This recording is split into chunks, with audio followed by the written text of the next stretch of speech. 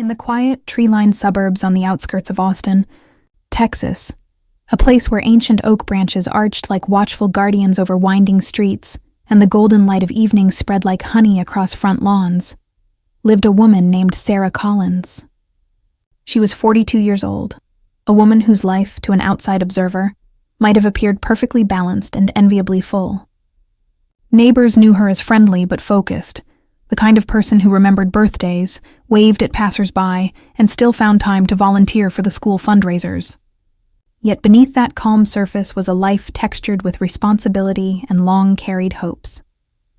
By profession, Sarah worked as a pediatric nurse at the city's bustling children's hospital.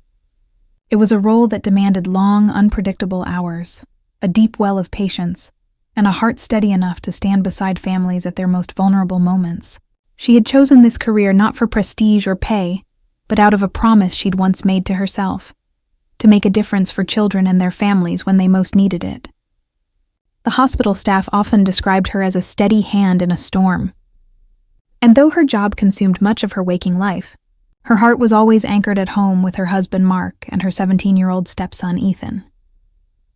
Sarah often reflected on how she never imagined one of the deepest, most formative relationships of her life would come not from blood, but from choice, persistence, and patience.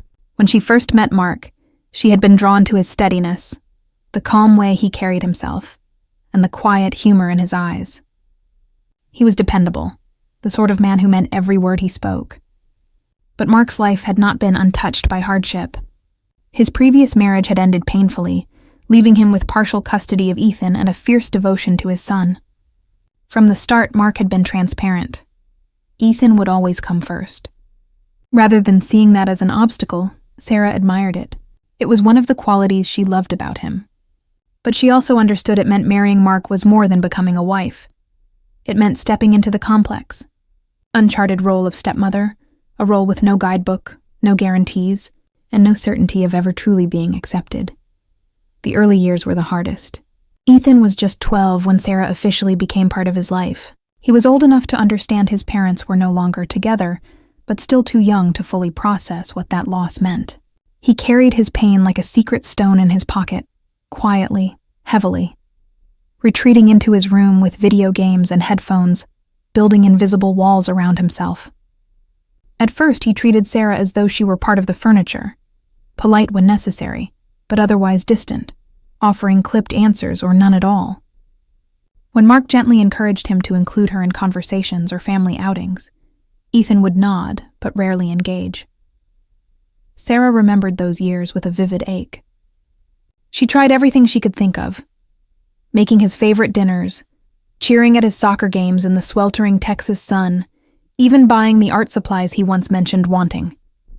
Occasionally, he would respond with a small smile or a shy thank you, but more often he retreated back into his private world.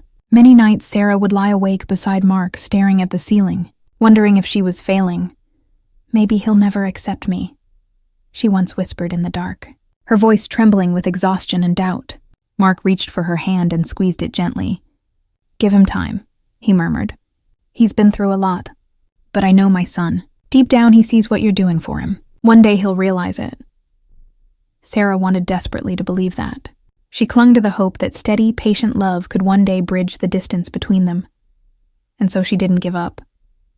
She kept showing up for Ethan in small, consistent ways, asking about his school projects, helping him with homework, and learning to endure entire soccer matches, even when the heat shimmered off the field like a mirage.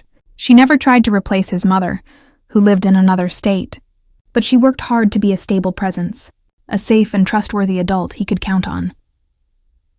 Over the years, Sarah began to notice subtle changes, almost imperceptible at first. Ethan would sometimes hover in the kitchen while she baked cookies, pretending to check his phone but actually watching her measure sugar. He'd ask her opinion on a school essay, or show her a funny meme he'd found online. At soccer games, he began acknowledging her cheers with a quick wave, small but unmistakable. These gestures, though minor, felt monumental to Sarah. The walls around him were beginning to crack.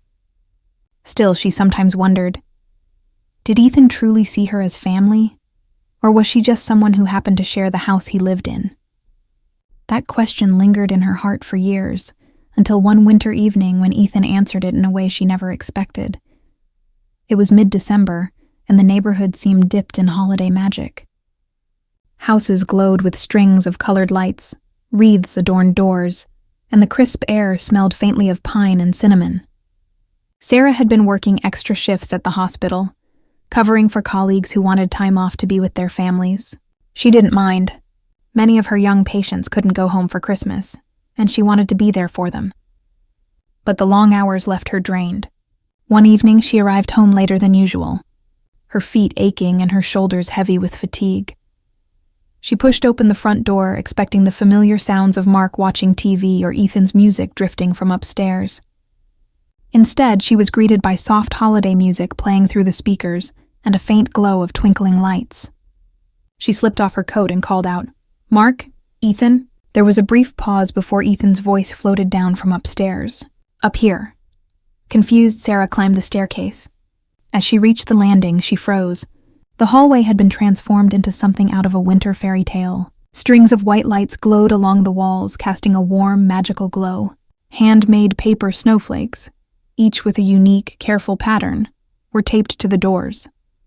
And stretched across the hallway was a small banner in bold letters that read, "Thank you, Sarah."